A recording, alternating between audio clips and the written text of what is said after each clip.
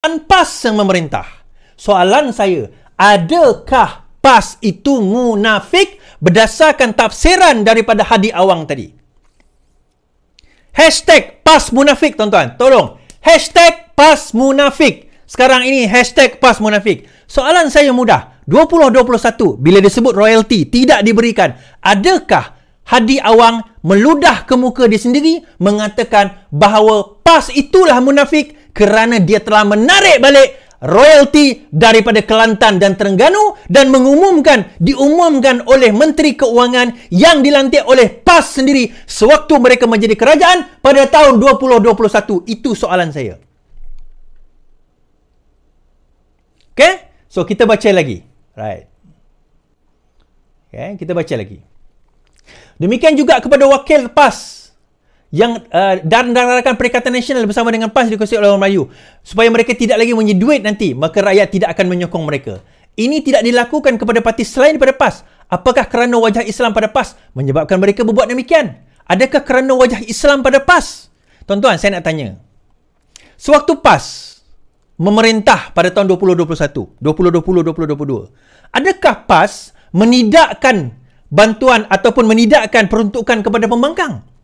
So, pada waktu itu, soalan saya sekali lagi, berdasarkan kepada garis panduan yang ditetapkan oleh Tuan Guru Haji Hadi Awang, adakah PAS pada waktu itu sebagai PAS munafik? Hashtag PAS munafik. Kerana peruntukan tidak diberikan kepada pembangkang sewaktu PAS memerintah pada 2020 sehingga 2022. Sehinggalah dimeterai perjanjian MOU di antara Ismail Sabri dan juga pembangkang barulah dapat. Saya nak cerita, tuan-tuan. Sebenarnya, kerajaan ini telah memberikan peruntukan segala-galanya dengan penuh sama rata, malah lebih kepada kerajaan seperti Kelantan. Belanjaan pembangunan, semua perbelanjaan daripada education, luar bandar, kemiskinan, semua ini, semua negeri dapat mengikut keperluan masing-masing. Yang tak dapat, ahli parlimen mereka saja untuk bayar apa, tuan-tuan? Office dia. Untuk belanja office dia je tak dapat. Yang tu je. Tapi saya nak cerita. Kalaulah, okey, dia kata, tak memberi peruntukan kepada pembangkang, maka itu adalah munafik. Saya kontak YB di Kelantan. Dia ada 2 orang YB. Satu Amanah, satu BN di Kelantan. Ada 2 orang je. Saya tanya dia, adakah YB menerima peruntukan sama seperti kerajaan Kelantan, Adun Kelantan? Dia Adun pembangkang. Dia kata tidak. Dia kata tak, tuan. Dia kata tidak. Saya boleh, saya tak boleh tunjuk WhatsApp dia lah, tapi saya boleh bacakan WhatsApp beliau. Betapa beliau mengatakan tidak. Kami sebagai pembangkang, kami tidak mendapat peruntukan yang sama rata seperti adun kerajaan. Adun kerajaan dapat lebih. Soalan saya kepada Haji Hadi Awang, kalau menyekat peruntukan itu adalah dikatakan sebagai munafik, adakah PAS Kelantan itu menurut Haji Hadi Awang, fatwa beliau sekarang ini adalah munafik? Kerajaan munafik. Soalan saya, adakah kerajaan PAS Kelantan itu munafik? Berdasarkan kepada dalil-dalil yang diberikan oleh Tuan Guru. Tuan-tuan, lima takulu lama la taf'alun kabura maqtan indallahi an takulu ma la taf'alun. Surah As-Saff. Kenapa kamu berkata perkara yang kamu sendiri tidak lakukan? Besar kemurkaan Allah. Kamu berkata benda yang kamu tak lakukan.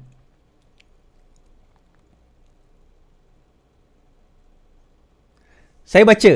Saya tanya, berapa yang YB dapat dan berapa yang YB tak dapat? Dia kata sewa office 600, utilities dan lain-lain. RM600 je, tuan-tuan. Tak apalah. Masuk dalam allowance adun. Tu dapat. Yang tak dapat adalah bajet untuk pembangunan. Aktiviti DUN seperti projek 3 rumah, 2 fak, step DUN dan lain-lain. Tak dapat. Di Kelantan.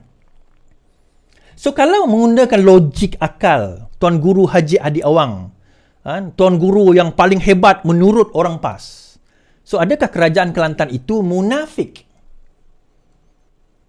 Saya baca lagi. Mengikut amalan demokrasi dan adat serta adabnya, setelah pilihan raya, parti yang menubuhkan kerajaan wajib memberi peruntukan kepada semua rakyat.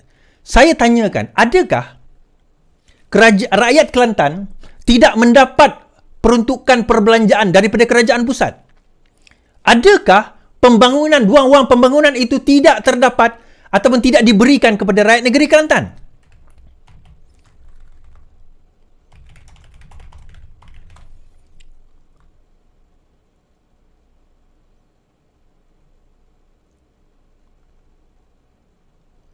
Adakah sedemikian? Saya bacakan kenyataan daripada Perdana Menteri.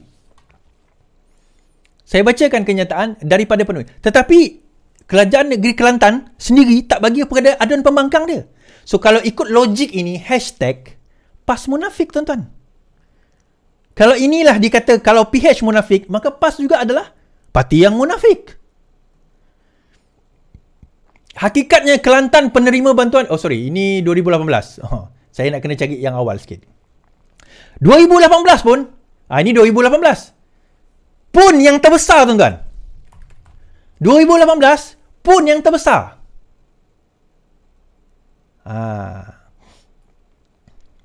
2023 Kelantan antara negeri terima peruntukan terbesar belanjawan madani Perdana Menteri. Kerajaan tidak menafikan hak rakyat di Kelantan walaupun ia adalah negeri pembangkang. Anwar Ibrahim berkata, walaupun terdapat perbezaan politik, namun rundingan dan perbincangan sentiasa dilakukan. Apabila saya menjadi Perdana Menteri, saya tak mau zalim, nafikan hak rakyat dan buat tuduhan palsu untuk sumbat orang dalam penjara. Walaupun itu sudah saya lalui. Jadi sekarang ini kena runding molek-molek apa yang boleh diselesaikan. Masalahnya pembangkang tak datang pun nak runding. Beliau berkata demikian, pada masa itu menyampaikan peruntukan 7 juta. Isu bekalan air dan banjir itu utamakan kerana ia melibatkan rakyat. Malah peruntukan sejumlah 100,863,258 ringgit turut disalurkan kepada Imam Bilal Sial, Tok Amir, Guru Takmir, Guru Kelas dan Fardul Ain Kafah di negeri ini, kata beliau, di Kelantan. Dalam belanjawan madani, projek tadahan air, naik taraf jalan Pak Badul ke Melo, pembinaan jambatan Palembang, termasuk projek baru Sungai Golok, katanya. Beliau berkata selain keperluan peruntukan sekolah SARS yang pernah dihentikan oleh Mahathir pada tahun 1999, akan dikaji semula, dah pun diberikan tanpa memilih mana-mana kelompok, biar sama rata kerana menurutnya itulah peranan institusi, tuan-tuan. Kadang-kadang kita baca balik. Dia kata, inilah petunjuk Allah kepada makhluknya yang bernama manusia yang ditugaskan memakmurkan bumi dan mentadbirnya. Allah yang Maha Berkuasa menunjukkan wajib bagi dirinya berlaku adil kepada makhluknya, maka Allah memberikan rezeki kepada semua hambanya, sama ada yang taat maupun derhaka. Betul. Apabila hukum derhaka bagi seorang hamba itu dimasukkan dalam hisab yang berasingan, namun keperluan hidupnya tetap dijamin Allah dengan adil. Kesalahan akan dibaca dengan adil pada hari kiamat. Betul. Termasuklah kesalahan kerajaan PAS yang menidakkan peruntukan pembangkang kalau dikatakan itu sebagai satu kesalahan. Saya tak baca ayat ni. Inilah konsep yang dinamakan sebagai demokrasi moden. Adapun sikap memaksa rakyat untuk menyokong dan mendukung apa saja ialah amalan purba jahiliah yang turut diamalkan oleh Yahudi, Zionis, Israel di Palestin. Mereka menolak harakah Mukawamah Al-Islamiyah yang menang secara majoriti dalam pilihan raya dengan membenarkan perturunan PLO yang menang majoriti. Apa kaitan yang ni dengan yang dia sebut dia kata inilah demokrasi moden. Seolah-olah demokrasi moden ni salah daripada segi agama, tapi dalam masa yang sama dia kata Hamas masuk pertandingan pilihan raya. Dalam masa yang sama, PAS pun masuk pertandingan pilihan raya. So, kalau benda itu haram, kenapa masuk? Jadi dia kata, maka konsep yang digunakan pakai oleh PH menapati demokrasi diamalkan oleh Israel terhadap kerajaan Hamas di Palestin yang memenuhi pilihan raya dan macam majoriti mencukupi. Namun PLO sebagai kumpulan minoriti tunduk kepada boneka Zionis dan Amerika Syarikat menubuhkan kerajaan dengan mengikut telunjuk mereka. Saya ambil yang ni. Dia kata konsep PH, ialah di mana yang majoriti menang tak dapat jadi kerajaan. Yang minoriti menang tiba-tiba boleh jadi kerajaan. Macam PLO tiba-tiba boleh jadi kerajaan. Baik. Saya nak mengajar Tuan Guru Haji Hadi Awang lah. Matematik. Matematik. Sekarang ini, sebelum ini PN ada 70 berapa? 70 lebih kursi. Tolak 5, tuan-tuan, dia tinggal berapa? Tuan-tuan, tolak 5 tinggal berapa? Kursi Pakatan Nasional berapa sebelum ni? Saya lupa lah.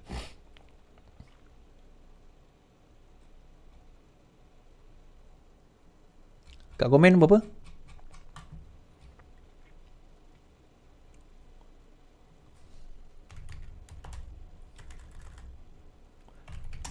Ah, 74, betul. 74 kan? Betul kan? 74. So, bila 74 kerusi, 74. Pakatan Harapan ada 80 lebih kerusi. Pakatan Harapan ada 80 lebih, Perikatan Nasional ada 74. Soalan saya kepada Tuan Guru Haji Adi Awang, siapa majoriti? Kalau Perikatan Nasional jadi kerajaan, yang tu betul. Maka PAS akan jadi macam Israel tu. Zionis, bukan Israel tuan-tuan. Kita kadang-kadang Israel lah tuan. Bukan Israel, dia Zionis. Israel ni nama Nabi Yaakob. Sebab itu dia panggil Bani Israel. Anak kepada Israel. Bani Israel, Israel ada nama lain bagi Nabi Yaakob. Jangan kita kata itu. Kita kata Zionis. Golongan inilah yang minoriti. Sekarang ini 69 ke 80, 90 campur 159 ni yang majoriti. Yang mana satu? Tak, tuan-tuan, saya nak tanya, yang mana satu majoriti? Tiba-tiba dia kata, seumpama Hamas menang majoriti, PLO tak menang majoriti, tapi PLO jadi kerajaan. Inilah dia Zionis yang kejam, dia kata. Kalau kamu jadi kerajaan, Hadi Awang, maka dialah Zionis itu. Maka dialah yang sebenarnya minoriti tiba-tiba jadi kerajaan. Yang majoriti Pakatan Harapan. Bila gabung dengan orang lain, akhirnya membentuk 150 lebih kursi. Salam 51. So, siapa yang munafik? Siapa yang Zionis? Siapa, tuan-tuan? Okey. Saya tambah sikit perkataan. Disebut. Dia kata, Parti Keadilan sebagai parti minoriti kini memimpin kerajaan boneka pragmatik liberal. Situasi seperti ini seperti PLO mencapai kebesaran minoriti, memberi hak kepada Israel dan Amerika Syarikat. Baik, saya jawab macam ni. Sewaktu bertanding dalam PRU yang lepas, bendera mana kita pakai? Sewaktu bertanding dalam PRU yang lepas, Pakatan Harapan, PKR, DAP, Amanah pakai bendera apa? Bendera PKR ke bendera Harapan? Itu soalan saya pertama. Soalan yang kedua, kenapa dalam bab kerajaan majoriti dia sebut Perikatan Nasional, tetapi bila menyentuh kerajaan dia sebut PKR? Dia tak sebut Pakatan Harapan. Kenapa? Kenapa bila menyentuh soal kerajaan, perpaduan, dia tak sebut perikatan itu, gabungan itu. Dia sebut PKR. Kenapa dalam bila menyentuh hal dia, dia sebut Perikatan Nasional? Kalau tolak bersatu, berapa tinggal kursi PAS? Sebenarnya, hakikatnya. Tolak bersatu, berapa tinggal kursi PAS? Adakah cukup PAS nak jadi kerajaan? Tiba-tiba dia nak claim dia sebagai majoriti? Salam 51. Tuan-tuan, saya rasa dia dah nyanyuk ni. Tapi yalah, kita menarik kan? Kita tarik nak baca artikel apa yang ditulis. Kita baca lagi. Okey, dia baca buat ayat Quran sebagainya. Mereka menjalinkan kerjasama bagi mendapat kuasa walaupun dengan menjadi alat sementara kepada musuh Islam dan tidak peduli akan hilangnya kuasa Islam. Okey. Dia kata, apabila gabungan Pakatan Harapan ini berlaku dengan BN, dengan Pakatan Harapan BN dan juga kerajaan inilah, maka hilang kuasa Islam. Seolah-olah demikian. Tuan-tuan, saya nak tanya ni. Tuan-tuan dah kafir belum? Tuan-tuan dah keluar Islam ke? Oh tak, nanti cerita nanti ni saya dah dengar sejak 20 tahun dulu lah. Cerita nanti ni. Dan tuan-tuan kena ingat, PAS pernah bersama dengan DAP. Bersatu pernah bersama dengan DAP. Siap peluk lagi tuan-tuan Hadi Awang dengan Lim Guan Eng dengan Lim Kit Siang. Adakah pada waktu itu Islam tak terancam? Adakah pada waktu itu Islam tak hilang? Pada waktu itu dipanggil apa? Tahaluf siasi. Oh, dia punya ayat tuan-tuan. Tahaluf siasi. Arab lah. Tahaluf siasi, tak ada masalah. Sekarang ni apa? Tenggelup siasi. Orang Melayu tak faham perkataan tenggelup. Orang Sarawak faham lah. Sekarang apa? So, siapa yang munafik ni sebenarnya tuan-tuan? Saya nak tanya. Siapa yang munafik? Pakatan Harapan tak pernah tinggalkan rakan-rakan. Pakatan Harapan still bersama dengan Amanah yang dulu bersama dalam PAS. Dia tendang keluar. Pakatan Harapan tetap bersama dengan DAP. Setia kawan itu tetap ada. Tetapi yang mengkhianati kawan PAS bersama Pakatan Harapan, Pakatan Rakyat khianat. Nak tumbangkan kerajaan